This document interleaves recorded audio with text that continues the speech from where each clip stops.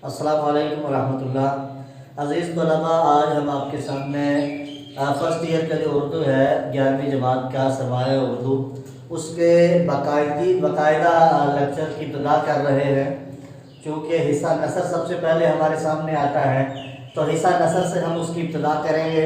ये तो मुमकिन नहीं है कि हम पूरी कहानी, पूरी नसर की कहानी को आपके सामने पढ़ें, फिर अल्फाज के मानी बताएं, फिर मशकी सवालात का हल बताएं, खलासा बताएं, सियाक व सबाक बताएं। इसके लिए तो 1 घंटे से भी ज़्यादा का वक़्त चाहिए है। मैं इंतहाई मुख्तसर वक़्त में तरीक़ाकार आपके सामने रखूँगा। सबसे पहले तो आपने जो टेस्ट की किताब है, ये बुक बोर्ड की जो किताब है, इसमें से आपने उठा के इब्तदा से ही नसर की पहली कहानी, सबसे पहली देखने वाली बात है कि लिखने वाला कौन है। तो सैयद सुलेमान नदवी रहमहुल्लाह इसके मुसन्निफ़ हैं, जिन्होंने ये कहानी लिखी है, जो निसाब में शामिल है, और उसका उन्वान है उसवा-ए हसना सल्लल्लाहु अलैहि वसल्लम, यानी नबी करीम सल्लल्लाहु अलैहि वसल्लम की सीरत के मुतल्लिक़ उन्होंने लिखा है, आपके मुतल्लिक़ लिखा है। अब सबसे पहले इब्तिदा से हमारा काम यह है कि हम तलफ़्फ़ुज़ के साथ उसको रीड करें, पढ़ें, और फिर अल्फाज के मानी देखें, साथ साथ भी देखते जाएं, या एक दफ़ा पूरी कहानी पढ़ने के बाद देखें। मसलन कहानी का उन्वान है उसवा-ए हसना। उसवा का मतलब होता है नमूना, सामने वाइट बोर्ड पर मैंने लिखा। अब हसना कहते हैं अच्छे को, बेहतरीन को। उसवा-ए हसना बेहतरीन नमूना, और बेहतरीन नमूना हमारे लिए कौन है? नबी करीम सल्लल्लाहु अलैहि वसल्लम। क्यों? अल्लाह ने उनको हमारे लिए नमूना, मॉडल बनाया है। अब सबक पढ़ना अगर हम शुरू करें, तो मैं वैसे जायज़े के तौर पर कुछ लाइनें आपके सामने रीड करता हूँ, इस तरह आपने पूरा सबक पढ़ लेना है। खुदा की मोहब्बत का अहल और उसके प्यार का मुस्तहिक बनने के लिए हर मज़हब ने एक ही तदबीर बताई है, और वो ये है कि इस मज़हब के शायर और तरीक़े के बानी ने जो उम्दा नसीहतें की हैं, इन पर अमल किया जाए। लेकिन इस्लाम ने इससे बेहतर तदबीर इख्तियार की है।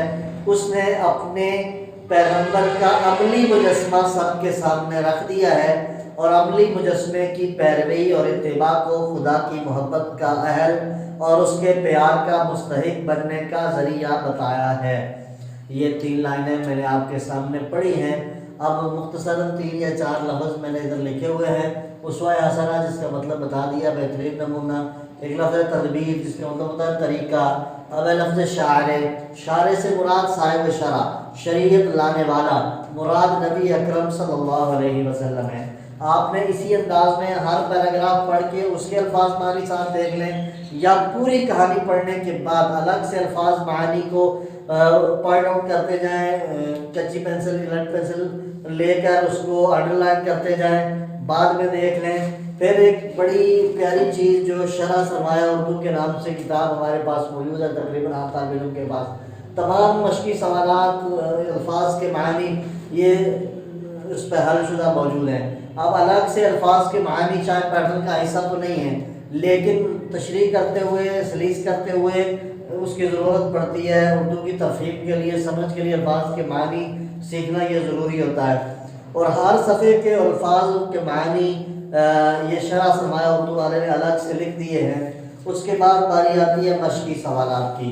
लेकिन उससे पहले तवज्जो से जब आप पूरा लेक्चर, पूरी कहानी पढ़ लेंगे, पूरी एक जो स्टोरी है ये पढ़ चुकेंगे, तो आपको एक तो उसका खुलासा ज़हन में आ जाना चाहिए। अपने अल्फाज में भी आप लिखें, लेकिन इसको आप होमवर्क के तौर पर रख लें कि खुलासा लिखना है।